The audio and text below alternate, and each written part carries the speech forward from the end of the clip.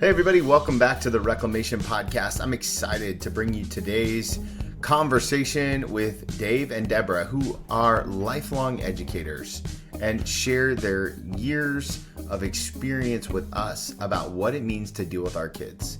In our conversation today, we talk about parenting in a social media generation. We talk about listening and dealing with anxiety and pressure that comes with kids. And we talk about how to parent in a way that engages in conversation. There's some phenomenal practical tips in this conversation. You're not going to want to miss it. And if you're enjoying as much as I am, all this kind of stuff around anxiety, it's been so good to kind of dive into this topic with all of you. I want to invite you to check out the sermons over at restorationcenterville.org. We've been preaching on it and talking about it all month long, the whole month of August. This conversation is so important and it impacts so many. So check that out, restorationcenterville.org. And as always, the best compliment that you can give us is to share this podcast with a friend, tell somebody about it, invite somebody into the conversation around anxiety. So without any further ado, here is my conversation with Dave and Debra. I got two special guests today, Dave and Debra. Hello, guys. How are you? Hi, Tony. Hey, Tony. This is so exciting because this is my first time ever having more than one guest on. So if I mess it up, forgive me in advance.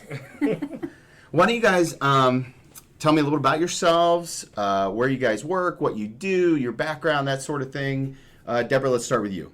Okay, so I'm Debra. I am a school counselor in an area high school. I'm in a public high school, about 900 students.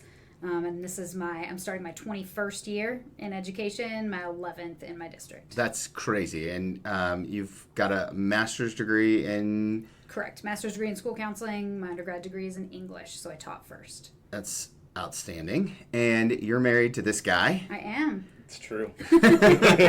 How many years you guys been married? 12. We just confirmed for sure that it is 12. Yes, 12 for sure. Dave, tell us a little bit about your background. Sure. So I am the director of campus ministry in a local Catholic high school. I have been there, starting my 9th year there now. Worked in Catholic education for about 20 years now, both in secondary ed and also at the University of Dayton for a little while as well. So. And you guys both grew up in the church. Even though, Debra, you're not working in the church currently, correct? Correct. So you guys both have a faith-based lens that you were raised under, but Dave, you're the only one that is actually in a faith-based community. Right. And what do you do at the local school, high school? So I'm the director of campus ministry. So that means I'm in charge of running the retreat program, planning all the liturgies that happen throughout the school year, working with the service projects that the students do, and prayer life of the students, a little bit of pastoral counseling, all of those kinds of things. In a lot of ways, it's a lot like a chaplain. Is that too far to say? It is a lot like a chaplain. We have a part-time chaplain as well, who's an ordained priest. Right. But he's there part-time and takes care of doing sacraments and those kinds of things, and I'm there a lot of the rest of the time, doing a lot of the other stuff. That's perfect. That's exactly what we want to talk about, the rest of the time. Because in my experience, when people are receiving the sacraments, they're not thinking about their anxiety or pressures of life. Certainly. Hopefully, they're just in the moment enjoying God's grace and presence. Right. So, let's just jump right into it. When you guys think of anxiety in your students, and you guys each see tons of students every single day and in 20 some odd years of teaching and being in those roles, there's no doubt you see a lot. What's the first thing that you think of when you think of anxiety, Debra? Typically, so for my students, the very first thing that is anxiety producing for them is academics. They are stressed about not only performing academically, so whether for them that's getting straight A's or just passing, everything in between.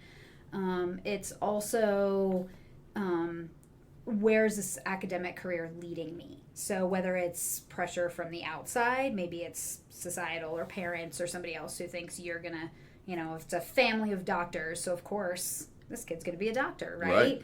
And maybe that kid really doesn't want to do that. He wants to be a circus clown. So how do you have that conversation? Yeah, now, and you're in suburban environments. Correct. I mean, like, Yes. we're all kind of in suburban environments, so it's obviously different if it was urban.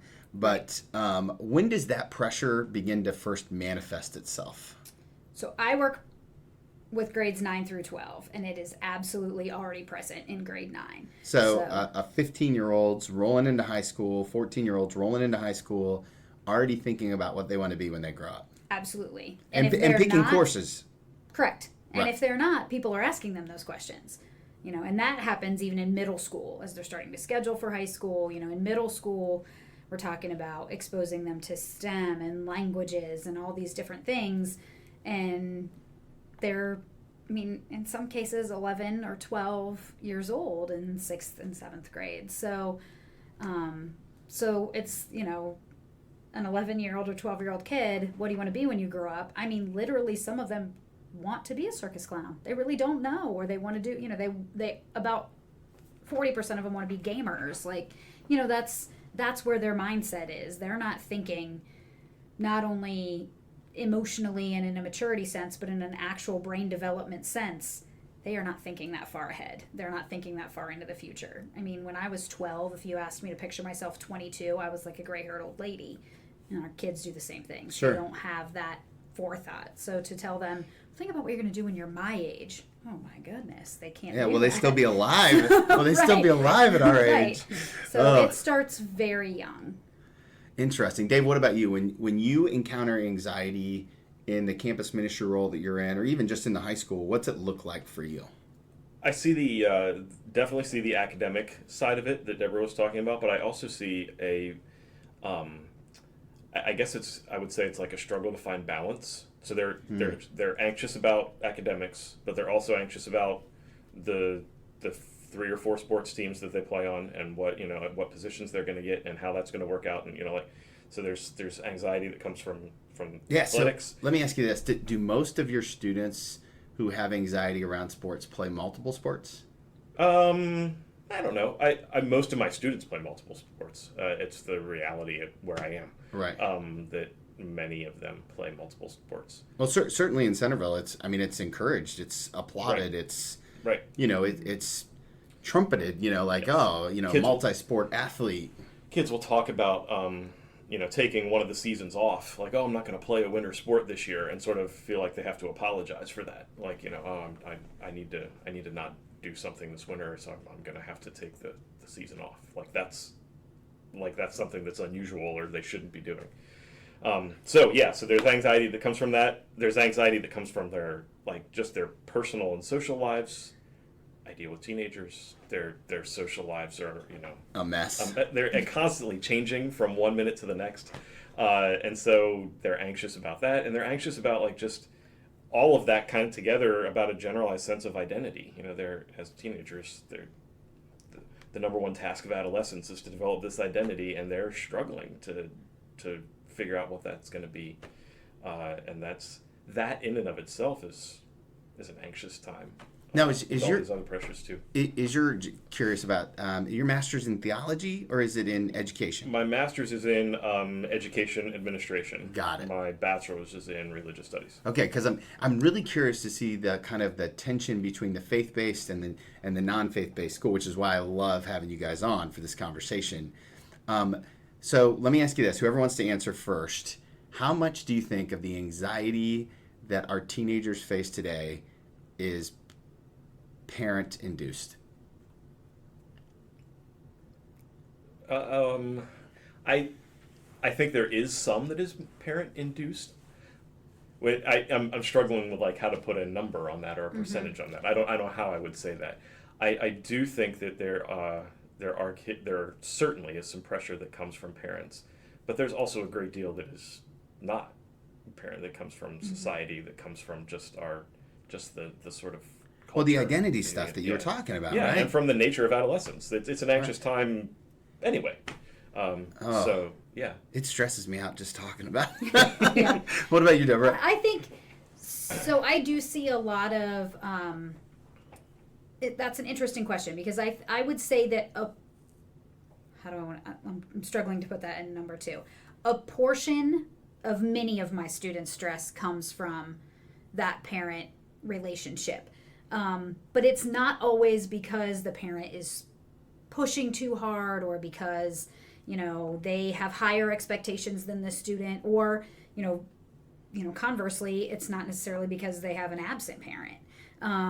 But it's that, like Dave was saying, the nature of teenagers is angsty. So that relationship with their parents is often that way, because maybe the parent does have different expectations than the kid. Maybe they have exactly the same expectations, but this kid is feeling like, I need to, I'm growing up, I'm mature. I mean, we can all probably, at least whether we want to or not, remember being 15, 16, 17 years old. And the last people for me that I wanted to hang out with was my parents.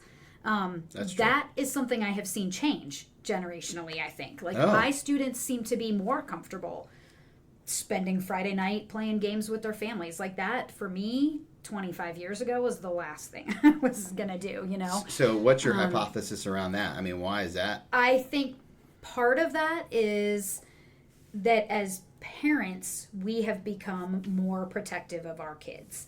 Like, when I was in second grade, I was jumping on my bicycle, riding down, the somewhat busy road between my house and my girlfriend's house. And my mom said, peace out, be home by dinner. Like, that was it. Yeah, we had a lights on, the street lights. When the street lights came on is when we had to be home. Yeah. And I think we have a second grader. And the idea of popping my second grader on her bike and sending her down the road, I know it's a good idea and I should do it, but it also makes me a little angsty. So I think that our kids, and especially our teenagers right now, I think there's always an ebb and flow in a parenting style by generation. But the teenagers I have now, I think parents of this generation tend to be a little more protective, tend to keep their kids closer to home, tend to have a shorter leash on them. I hate to use that word because it's a, Yeah, but it's twofold though, right? Because it's absolutely true, but at the same time, our kids have more access to the world. Absolutely, and I think that produces a very interesting dichotomy for our kids. Man. How do you? So you have access to all of this, but you haven't really been given a lot of freedom or opportunity to explore anything. So then, when this is opened up to you, what do you do with it?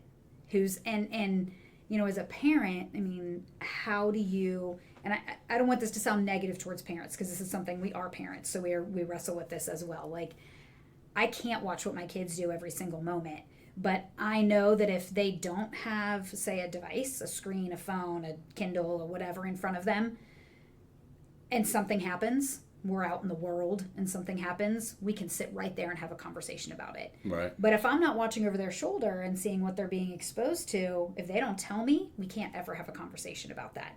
So they're learning a lot of things without my guidance. So even though, Mom sent us off on the bicycle and we did our thing, look, I came home every day and we talked, how was Aaron's house? What did you do? Did you have fun? And we talked every day when we got home from school. And I feel like there's a lot less talking.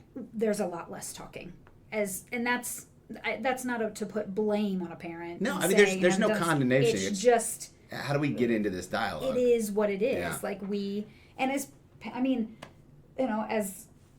as a couple, we both work fairly similar hours. The kids are moderately busy, but our girls don't have a crazy schedule. But there are days that, like, at 9:30 at night, we've put them in bed and we look at each other and go, well, we haven't even really talked to each other today. Like, it's been so busy. It's been so, and I feel like some of that is that our lives are much more structured than they were, when I was growing up in the 80s. Like, they're much more structured. Yeah. Dave, how have you seen angsty teenagers and angsty parents change in your years of education? Because how many years have you been doing this again? About 20. Yeah, you guys are both 2 decades in. Right. Don't say it that I way. know. It sounds horrible. Why? Oh. You guys should be retiring soon, right? Right. How have you seen angsty students and parents Yeah. change? And maybe the follow-up question to that is, how has your angst changed? I think that I agree with Debra. I think that I have seen it change for sure over time, and I think that I agree with a lot of what she said about the reasons for that. But I think the other thing is there's the influence of like the social media and stuff that kids have, the access to social media, allows for that to happen in a way. So like when I was a kid, like I wanted to get out of my parents' house because I wanted to get out and see the world. Like I wanted to like go have experiences that were not connected directly with my family. And I think that's for a long time. And now you don't have to leave the house to see the world. Exactly. For a long time, that was the essential, like one of the essential things you did as an adolescent. You left. You had to get out. Kids are a lot more attached to their parents now, I think, because they don't have to leave to see the world. The world is, comes to them through their smartphone. But the version of the world that comes through their smartphone isn't reality. Well, tell me more about that, because I think there are a lot of parents listening right now who haven't thought about it in this way. What does it mean when you say their version of the version of the world? Because what you're so my kids get anxious because they feel left out, for example, of a social group. So Sure. Their friends are all going out and they have to stay home for whatever reason. So when that happened to me when I was a kid, the friends went out and I stayed home, and maybe I was angry about it, and then that was it. But when it happens to my kids now, their friends go out and then they sit at home and literally watch them go out. They get Instagram messages and posts and Snapchats about minute by minute what's going on, and they are reminded on a minute by minute basis of what they're missing out on, of what's done. Oh, it sounds like pure hell. So right. So I mean that I'm talking about anxiety. Like like that creates this huge anxiety, and. But what they see on Instagram isn't, of course, what's really happening out there. What they see on Instagram is what whoever is posting that wants them to see, and so we see this sort of distorted view of what's really happening. You don't see reality. You see what someone else is trying to make look good. What someone else deems worthy of posting on their social media, and then because people pose for the gram all the time. Right. Right. And I'm not putting when I'm cleaning toilets. I'm putting when I'm, Sure. out with my friends doing something fun. Like, no one wants to know when I'm doing the nitty gritty work of being a mom or a homeowner or whatever. People want to know when I'm on vacation. Yeah. And so I think you have anxiety because kids feel as though they're missing out, and they're getting a distorted idea of what they're missing out on. Like everything else in the world must be better than my life because look, I see it right on my phone every day. But that's not really real. Okay, so two esteemed, highly educated, experienced educators. What do we do? Oh, if I could answer that question.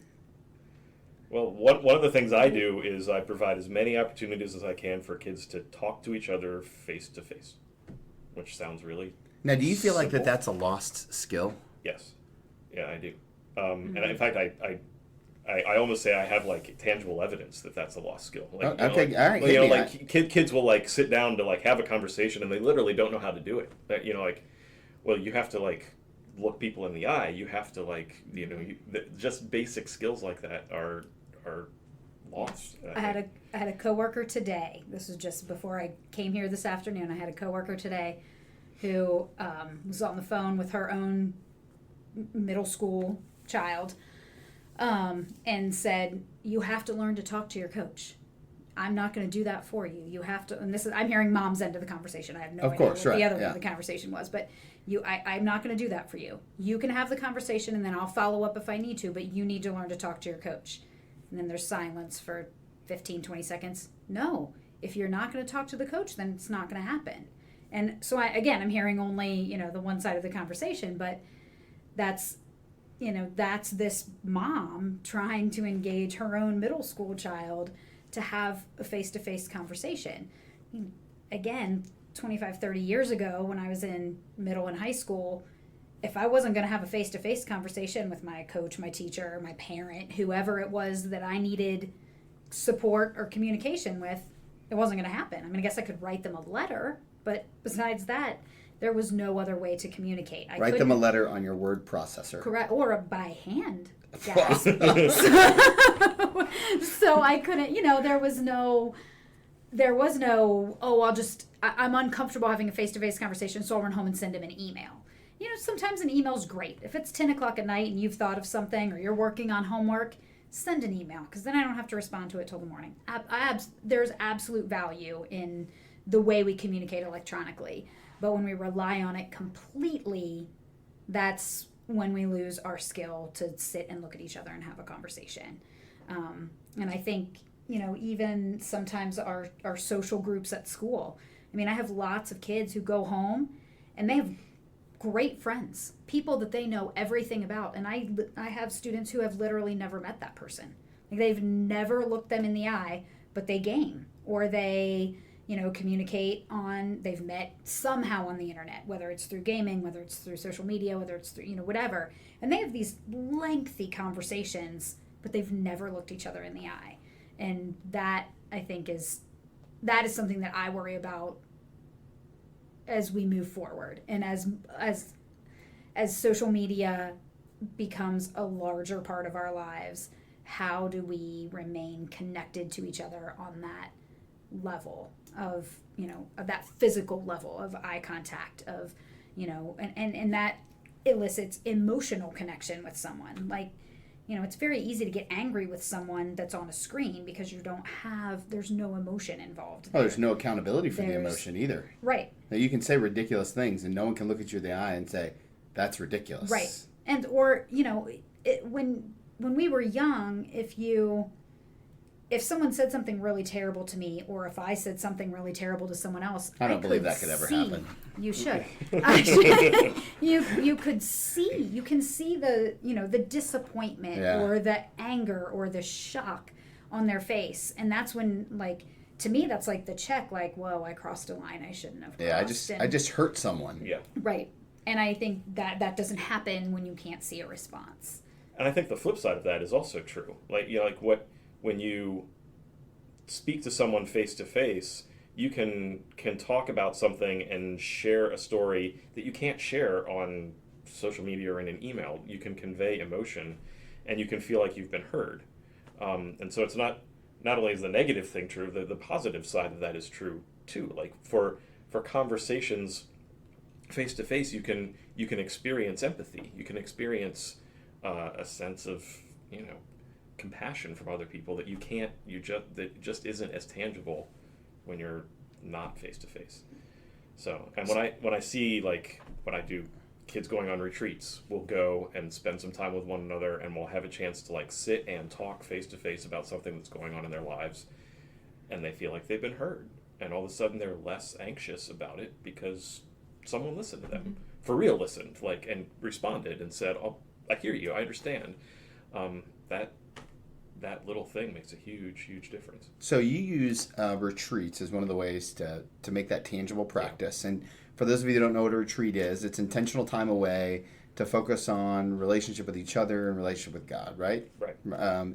Do you take cell phones from kids when you're doing that? We don't take them. That sounded like a legal disclaimer. We strongly encourage that they not have them, or they not bring them at all. When they do bring them, we encourage them to leave them behind in their rooms for the day. Can you punish a student? I can, and I go back and forth about whether that's beneficial or not, because I also don't want a student to be on retreat and there's going to be angry at me and then shut down because he can't have his phone, and then he's not going to have any experience of growing from the retreat because he's just shut down and angry about this. Do kids go into any sort of withdrawals without cell phones? No. In fact, the kids who go, so we do a 4-day retreat program. They leave on a Tuesday afternoon and come back on a Friday afternoon. And they, over that time, we encourage them not to use their phones, or to use them as little as possible. And almost to an individual, the students say they are amazed at how great that was. That they didn't realize how stressful it was to constantly be checking in all the time, and how great it was to, like, unplug and to have a conversation with people that wasn't through a device. Now, Deborah, in the public sector, you obviously can't do retreats. Correct. For the purpose of connecting with God. Right. How do you facilitate, or how does your office facilitate intentional conversation in person? So that's a good question. So the reality is it's similar. It's just without God as the focus. Mm-hmm. So we do, and they start in middle school, and many districts do them, and they call them something different. Sometimes it's challenge day, or we do challenge day. But they do sometimes character day. It's got a different kind of name, but it's right. basically an opportunity for kids to step outside of the normal school day. So, they're in the gym or sometimes off-site entirely, depending on what, the school's facilities are like. We remain on site. We just use the gym. And gives them an opportunity to break up into groups. They have topics of conversation. They have speakers. It's an opportunity to connect with each other. So it's very similar to a retreat experience. I mean, I spent my first 8 years in private education, so at another local Catholic high school. So doing retreats there and doing like challenge day with my own students now is incredibly similar. The difference is obviously the specific references to prayer, to God, those don't happen. Now, in individual group conversations, there may be a group of students who all of them find themselves, particularly faith-filled for some reason, or they share their faith experiences as a part of who they are. And then we don't, I think that can sometimes be a misconception about public education, is that we cannot talk about religion and we cannot talk about God and we cannot do that.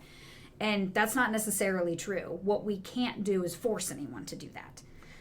So if a kid comes into my office and talks to me about something that's happened to them that they're nervous and upset about, and they're a particularly faith-filled kid, or God plays an important role in their life, then they'll talk to me about that.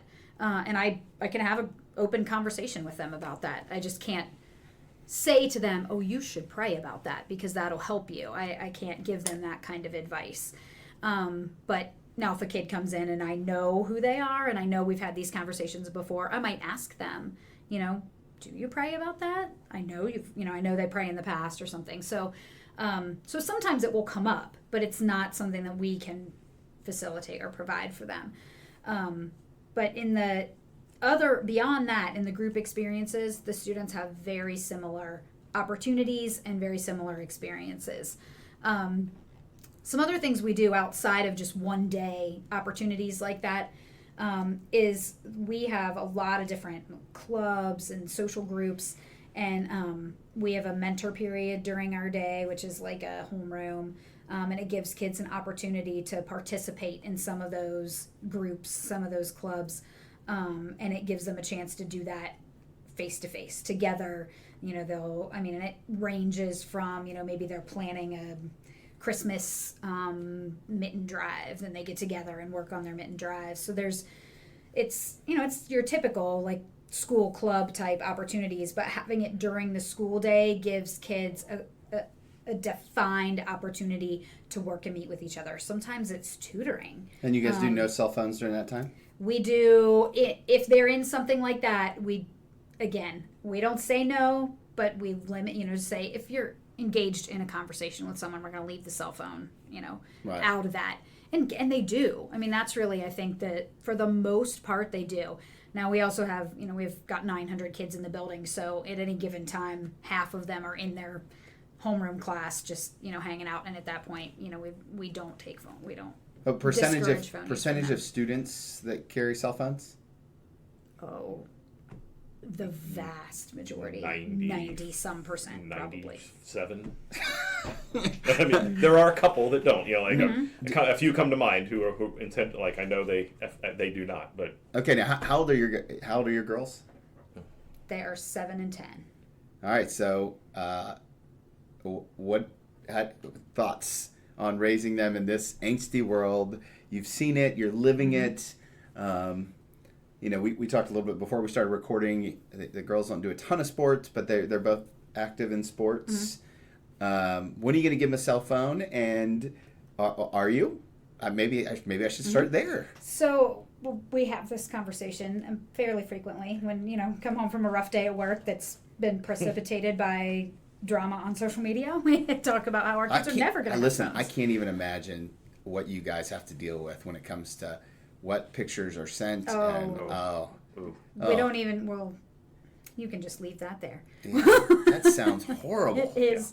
Yeah, there are days that you just see things you wish you never saw.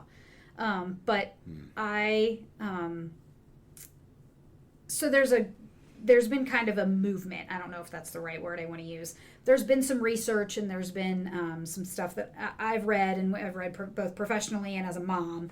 And there's been kind of a push to encourage wait till 8th. So that's waiting until 8th grade for your child to have a mobile device. Our girls have Kindles. My older daughter is an avid reader, and if I bought every book she wanted to read, I would never buy groceries. So she downloads a ton of books from the library. She uses Overdrive, and they do use it they look at PBS videos, and they're young still, so they're not they haven't started getting too much into the social media. They do not have social media accounts, my 7-year-old especially, but even my 10-year-old does not have a social media account. And I am honestly more concerned about limiting that access than I am the mobile device itself. Yeah. But 8th grade I think is a good start. My sort of philosophy on it is as long as you're not transporting yourself, I know where you are. Like if you're not driving yourself, I've dropped you off, or I've arranged for someone to drop you off or pick you up, or and every parent who's involved in that is also communicating with me through a mobile device. So if you need to get a hold of me, there's a way to do that. I mean, it's easier than it was when we were kids. You had to find a payphone. Now, it's much easier to find someone that has a phone. True story. When I was in high school, I did have a pager. Nice. Yeah, I don't know why. I'm still too old for that. I regret it. But yeah, we. So I think, personally, 8th grade is. I would not be earlier than 8th grade. I don't, unless something changes, dramatically in our, family situation or something like that, where there's a real need to communicate. Sure. I think social media accounts are tricky. Like, in an ideal world, I'd like to, at 20. 6, right. Or even at, at late middle school, when everyone else, it becomes a situation where, do I want to hold firm and therefore marginalize my kid?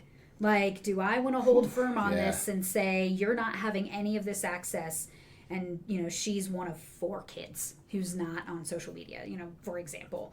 So it's a fine line between not angering them and not marginalizing them, and also being reasonable and responsible with it. So, in an ideal world, I'd set up an account that we both look at, that we both, kind of enjoy together. You can, there are some social media platforms, Facebook is one of them, although kids don't use it anymore. I know, it's so dead. But there are some, social media platforms that have sort of a kid version where a parent can monitor what's going on, but the kids can have some autonomy with what they do. I've long said that I will always, that as long as I'm paying for that device, I will always have access to that device. Now, there's a really great speaker, and I can get back to you with his name because it's escaping me. Yeah, I'd love to put it in the show notes. But he is, and he's been to our kids' school, and he's spoken at schools around about social media and like things parents need to know. Because, I can say, oh, kid, I'm always going to have access to that device, and I can grab that phone and, put in the code and look at it. But if you're not real careful with how you set up your, privacy settings and all that on the phone, and they can download apps that hide apps. So I can have an app that looks like a calculator, but when you click on that app, it's really, where you're hiding the apps you don't want mom and dad to know you have. So, you probably just gave, 20 people a heart attack. It becomes many, there's many layers, and it's very, it's very multifaceted. it would be so easy to say we're just never going to touch any social media, but the reality of that is not possible. I mean, if even, my girls ride the bus home. I have no control over what the girl on the bus has on her phone and what my kid sees as a result of that. Right. And the reality is, when we were kids, no one had any control over what the kid on the bus next to me said. I learned a lot more from bus rides and lunchroom conversations than I ever did from conversations with my parents. So that hasn't changed. I mean, kids are still curious, learning, exploring, doing all kinds of things. Well, that's what Dave said. It's identity stuff. Yes. Right. Yes. They just have access to a So much whole more. lot more information than we ever did. Dave, I'm going to assume that you're in agreement with what she said. I am, yeah. That's a good parenting. I'm just saying. Right. We should have that conversation first, right?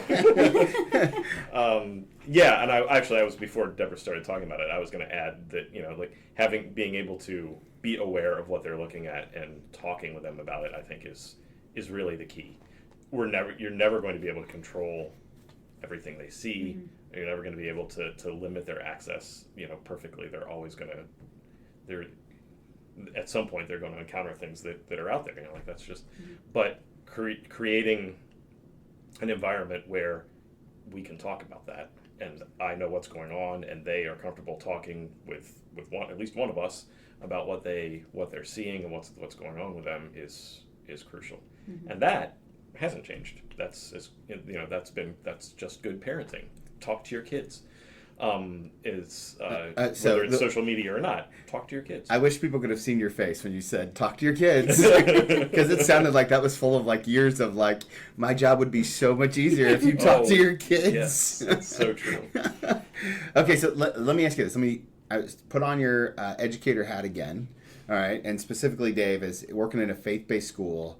Someone comes into your office, a student who's having all of the feelings, the angsty, the world, the weight of the world's on my shoulders. I'm having a hard time dealing with it all, and we've all probably been there as adults, and we've probably seen students there.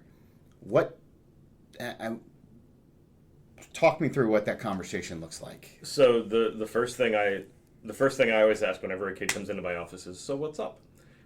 Which is just such a simple thing, but if you ask a kid, what's up? 9 times out of 10, they tell you. I mean, more than you want to know most times. They just vomit it out. Because they want to talk about it. If they've worked up the courage to walk into my office because they're anxious about something, they want to talk about it. They're just looking for the opportunity. And so then my job is just to listen, and to hear what's going on, and to validate what they're saying, let them know they're not crazy, that they are that what they're feeling is what they're feeling, and that's okay. And then I always try to find out who they can continue this conversation with. Who are the support people in their life that they can turn to talk about these things? Do they have their parents, friends, a counselor, a teacher they trust, whoever that is, someone that they can, or maybe it's me sometimes, someone that they can continue to turn to and talk about whatever they're feeling when they're going through whatever it is they're going through. And then it really varies a lot from situation to situation. It depends on what they're anxious about and what they're going through. From there, there isn't any single thing or any one thing I do. It depends on what they say. And we kind is of there work any it from set there. coping skills if you think about the most consistent coping skills that show up when you talk to kids? Is there one thing that you tell kids to do? I tell them to talk to others, to talk to people about it. I tell them to pray about it. I tell them to, those are the two. I tell them to talk and I tell them to pray. I mean, really, that's it. No, isn't it? I mean, it's simple. It's not easy, right? Correct. Execution of those two things has eluded many adults and students for generations. Correct. I can remember, not necessarily my dad, but my dad's dad never talked about the way he felt at all. It was unheard of. It was stoic manliness was kind of the way to go. So this isn't new, but it's not necessarily easy. Right. Debra, what about you? Do you when somebody, same situation, student walks in and is feeling all the feelings. How do you approach it? It's really similar. That is almost always my standard first question. What's up or what's going on? Like, oh, hey, what's going on? What do you need? Why are you interrupting me? Sometimes, No, I'm just kidding. That's what I would say. And sometimes, and sometimes it's simple. Something we can talk through in 5 or 10 minutes. They're nervous about, I'll get a lot like, I have a test next period and I'm kind of freaking out about it. Okay, tell me why. Did you study for it? No. Well, that might be why you're freaking out about it. So let's focus on how much you know and how much you can draw from your memory, and why don't you take a couple of minutes and read over those notes. Hopefully they took them. So sometimes it's really simple and we just talk through it. If it's one of those more, the weight of the world is on my shoulders, something really my home life's traumatizing has happened at home, or they've had a significant breakup, which to us as adults can seem, I don't want to use the term petty, but we often downplay kids' relationships with each other. We think, oh, honey, you're going to have a million more relationships between now and, the end of your life. Or you're going to, that's one friendship, or that's one boyfriend or girlfriend or whatever. And so we as adults tend to downplay that because we have the benefit of experience. And we have the benefit of knowing, yes, that's going to get better. They don't have that. This is, for some kids, they come in, my boyfriend broke up with me and we went together for 4 months. Well, for us, 4 months, that's a baseball season, not even. So, right. But for kids. That should be a baseball season. Sorry, that's a different podcast. Right. Well, okay. But, for these kids, for some of them, if you're 14 or 15 years old, that is a long time. And that relationship is really important to them because at that age, they're just figuring out how to do that. They're figuring out how to have a relationship, how to open themselves up to someone. So once you've done that and then that relationship ends, it's crushing.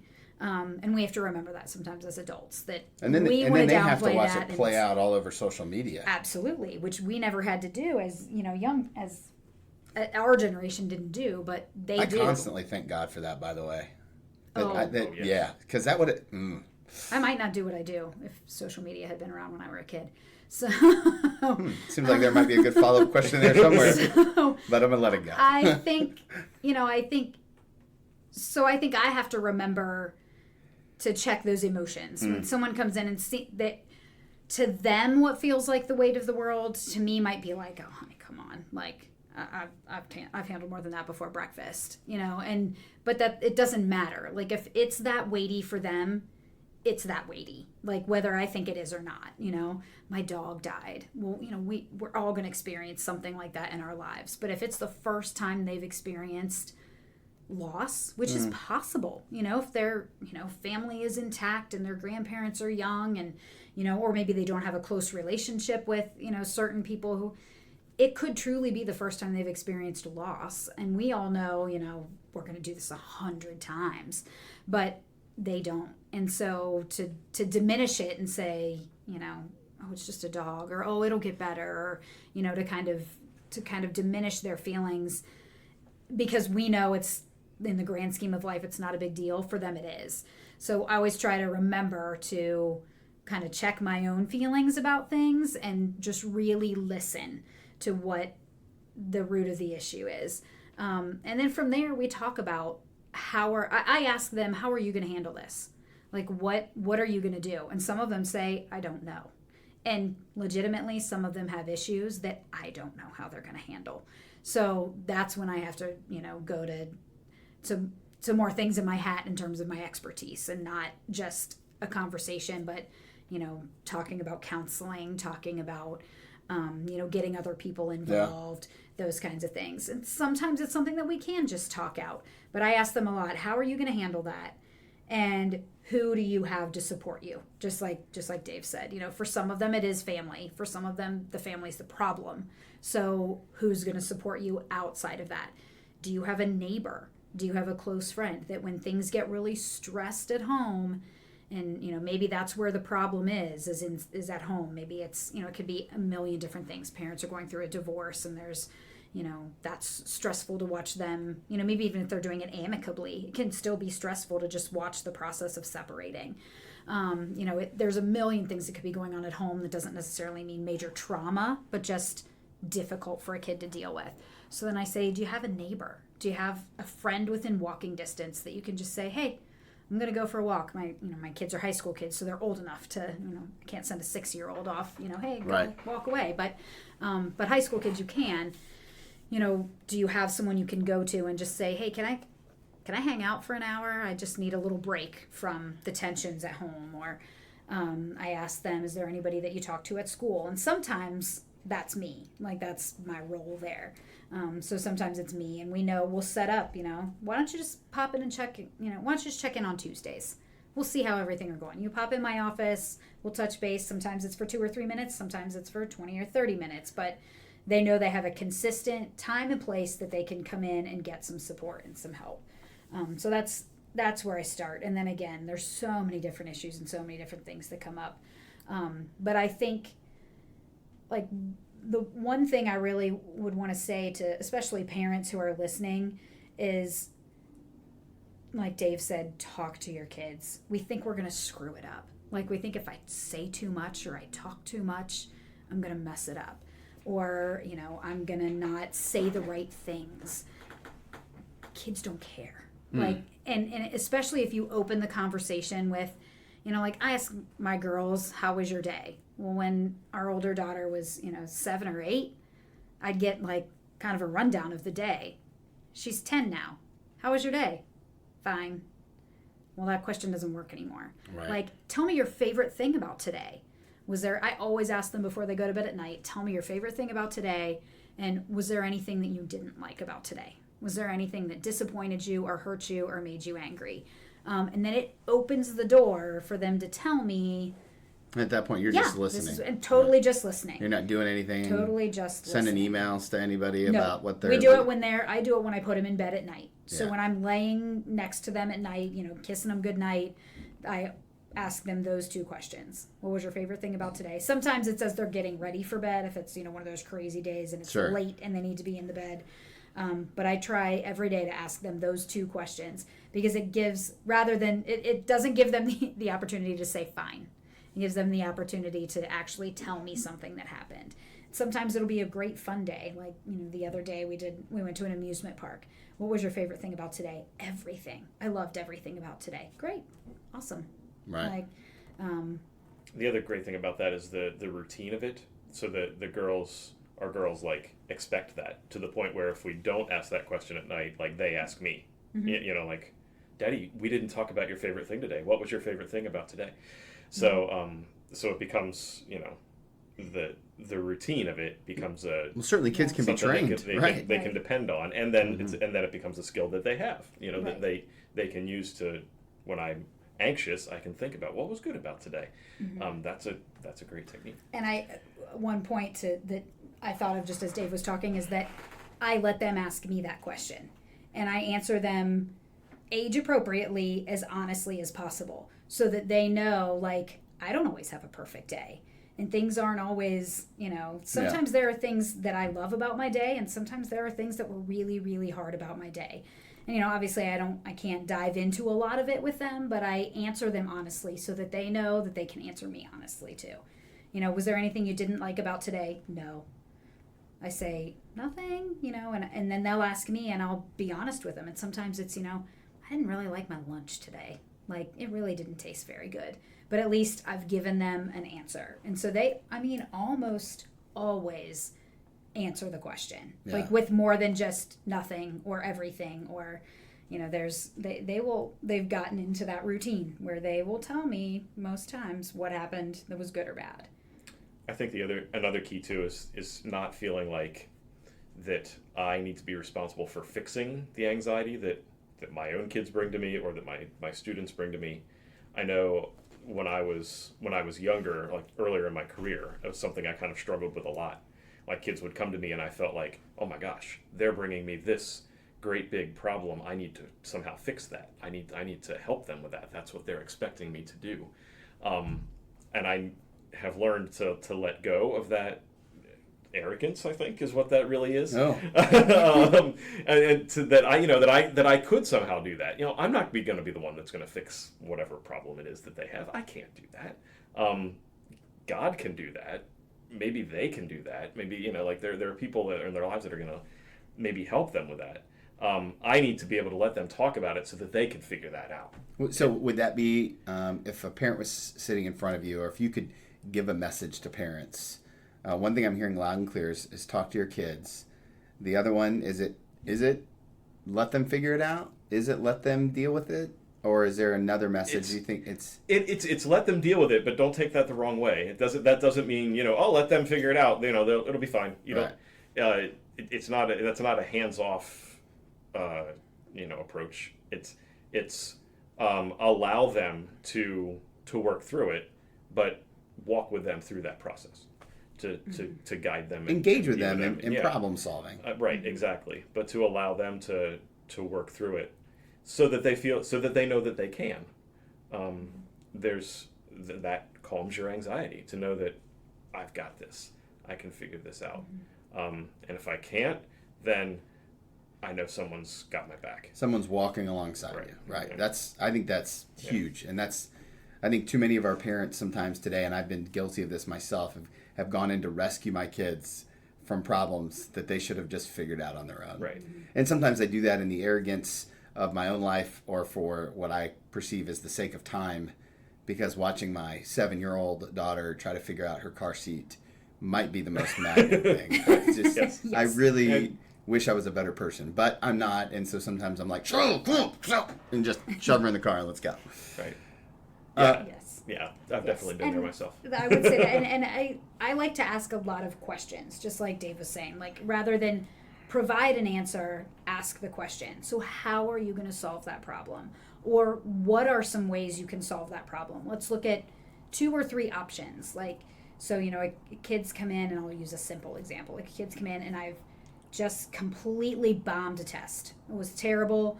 My grade is in the toilet, and I'm never going to go to college. And these are this is how they manifest all this out, right? It's the fantasy. So one bad grade in geometry means I'm not going to college. Well, again, we all know that's not reality, but they are in this moment. This is the worst thing that's ever happened. So that's when I'll ask them questions. Well, how are you going to solve this problem? I don't know. Is there a retake policy in your class? No. Okay. So you can't retake that. You can't do anything about that grade. So how do we move forward from here? Well, I'm never going to go to college. Okay. But how are we going to move forward from here? And I don't even address that piece of it at that moment. Because it doesn't matter. I can tell them, oh, honey, yes, you are going to go to college, and there's a place for everybody, which is true. But they're not ready to hear that. They want, me to feel bad with them. And I don't want to feel bad with them. I want to walk them through that emotion and move them forward. So, okay, how are you going to solve this problem? What are you going to do next time that might produce a different outcome? And you have to handle that. You have to talk to your teacher. Maybe you need to correct that test because you need to know those skills for the next chapter. And we'll walk through I'll have the kid come up with 2 or 3 different options. What am I going to do? Which one do you like best? What do you think? How can you see yourself getting through that?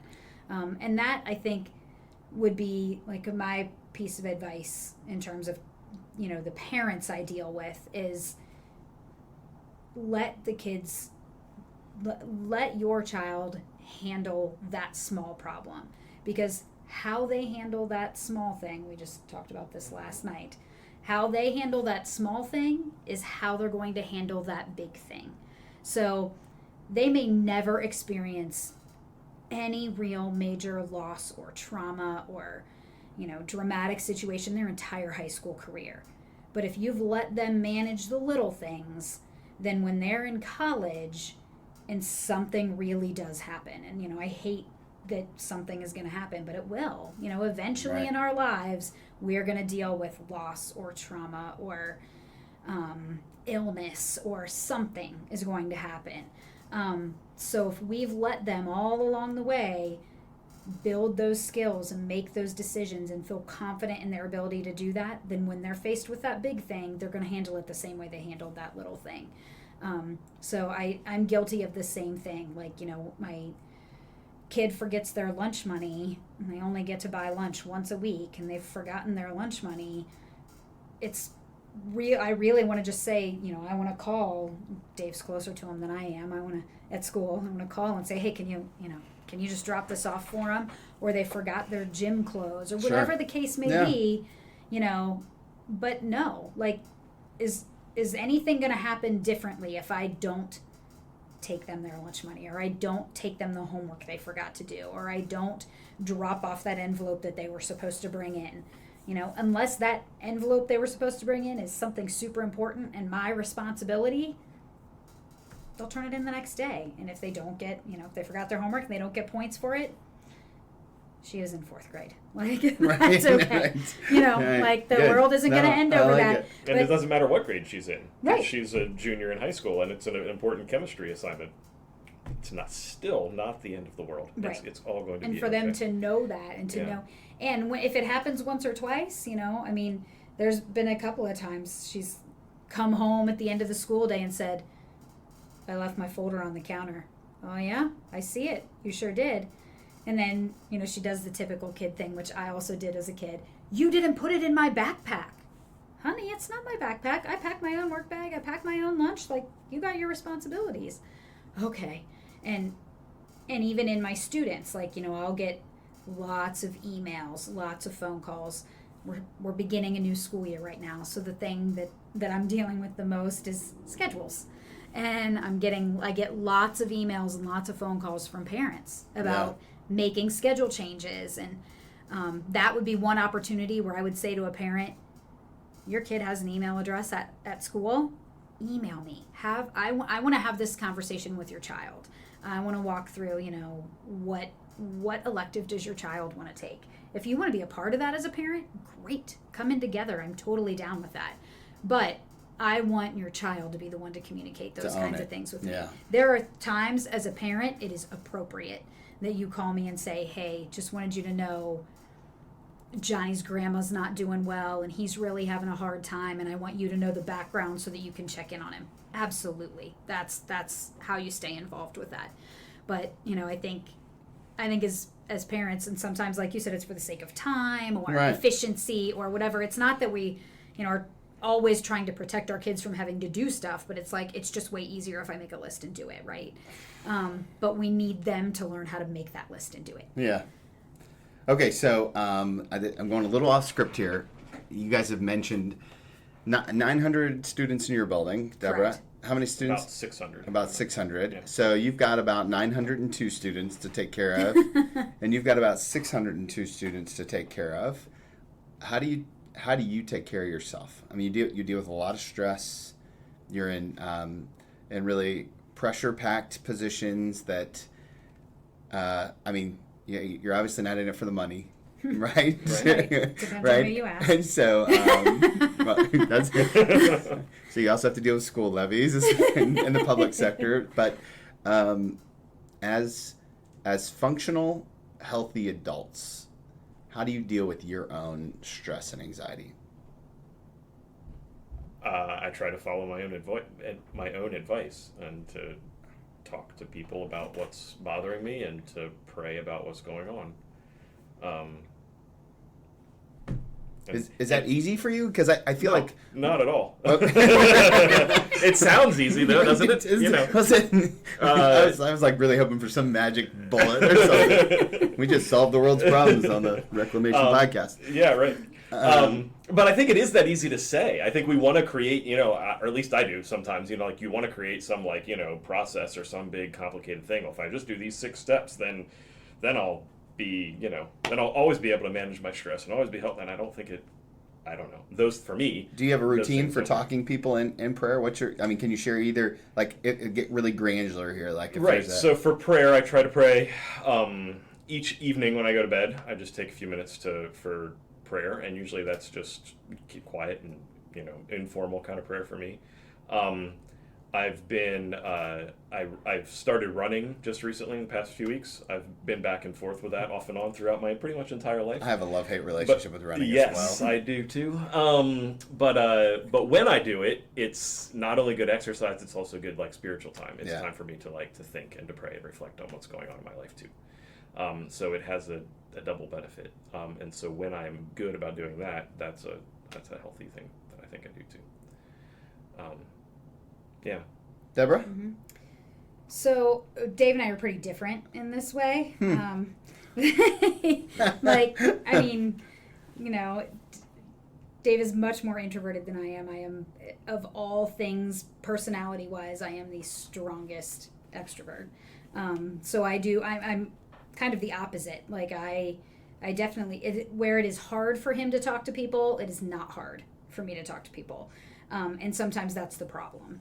Like, sometimes that's anxiety producing, in that I feel like I am going to solve everyone else's problems. I'm going to solve my problems. I'm going to solve the world's problems by, just talking to people long enough and convincing them that we can solve these problems, right.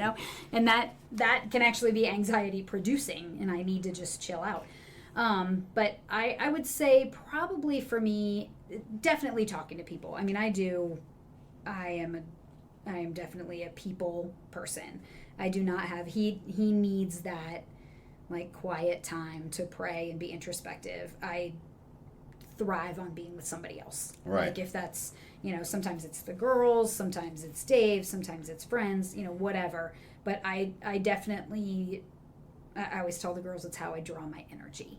And I draw my energy from other people. So like if I was left alone for 2 days, that would be anxiety. No, solitary confinement is my definition of hell. Just so we're all clear. That is not, I get lost in my own thoughts, and I go down, the rabbit hole of what if this happens and that happens. And so I'm better when I'm engaged. That's also exhausting. So I am we both are really, especially with the girls, but I am a pretty firm believer in a really good night of sleep. And I work very hard at making sure I am my preference is an 8-hour night of sleep. It becomes. When's the last time you had that? Oh, like 2 nights ago. Oh, wow. That's strong. But almost always during the school year, it's between 7 and 8. Do you do 7 and 8 too? Yes. Do you guys go to bed at the same time?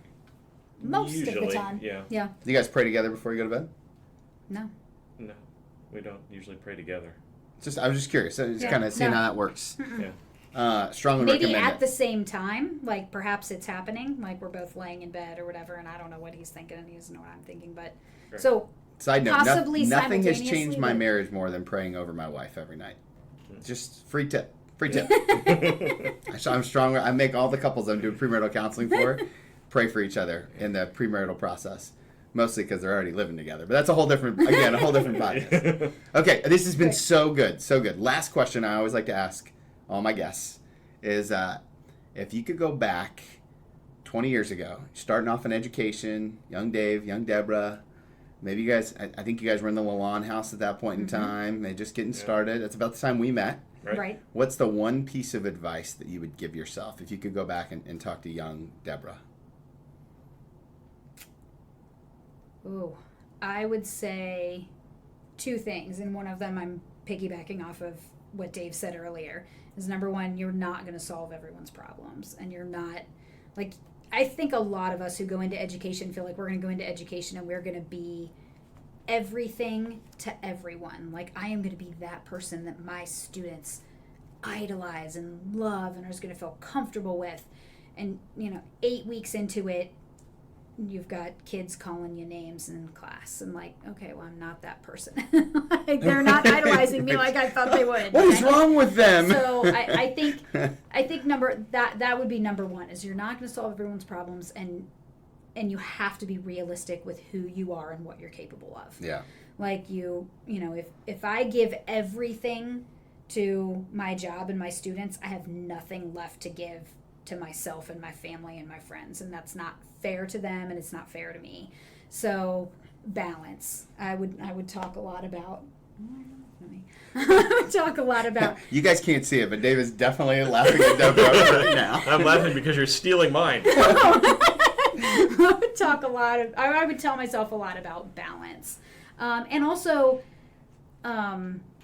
something I learned a long time ago, and it's basically to go slow to go fast. And I know that sounds weird, but No, it's a military thing. But Right. to take your time to make things happen. Like I've spent enough time in education to know that if there is one constant in education, it is change.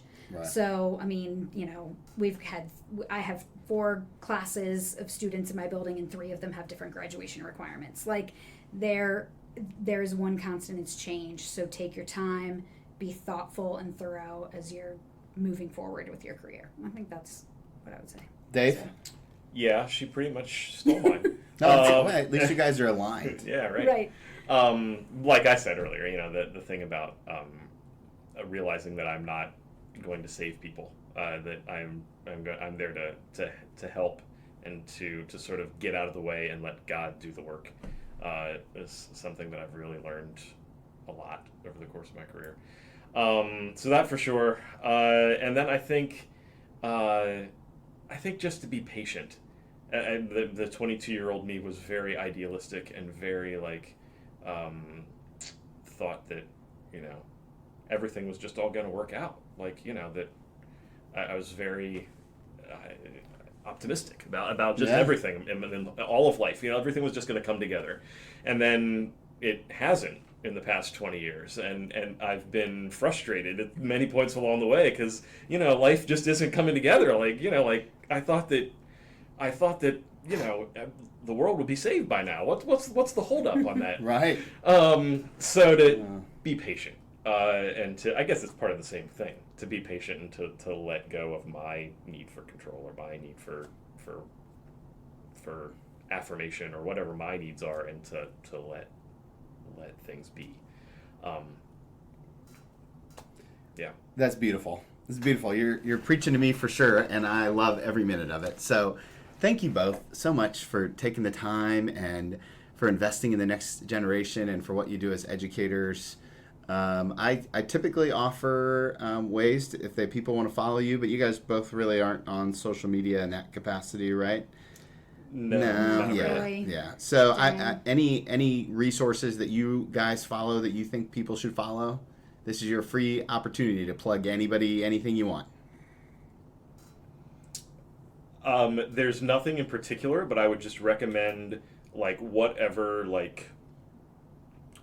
it is that's going to help you to grow spiritually or intellectually. Read something that's inspiring every day. Mm-hmm. That's different for every person, but that everyone needs that daily dose of inspiration. So maybe that's as simple as reading the scripture every day.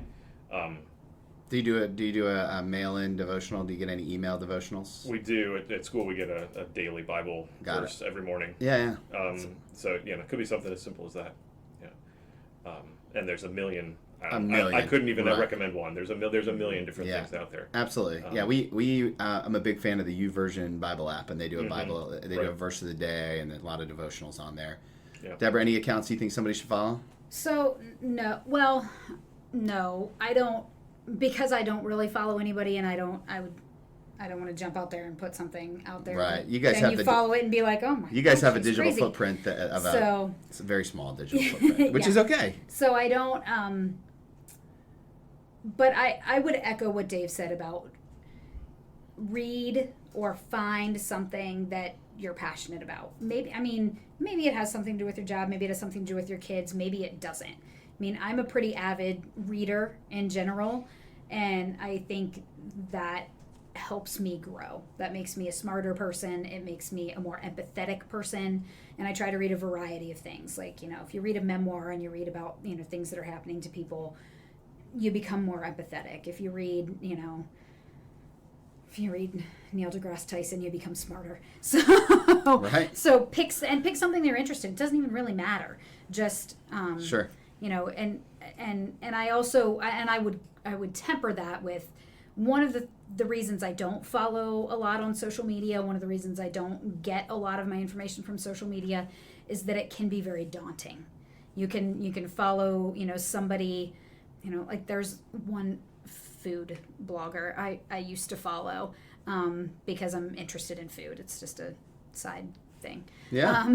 But I think No, I like food. Yeah, but it becomes very like I almost felt very overwhelmed by like her perfect plates and her perfect portions and her perfect calorie counts, and finally I was like, put an Oreo on the plate, like so I feel like sometimes you follow somebody and you can become too absorbed in it and feel like they identity, are too right? idealistic. It's exactly what we've been talking about the whole time. So just pick something that's good and go with it, and if you don't like it, choose something else. Like, don't power through something you don't like. That's good.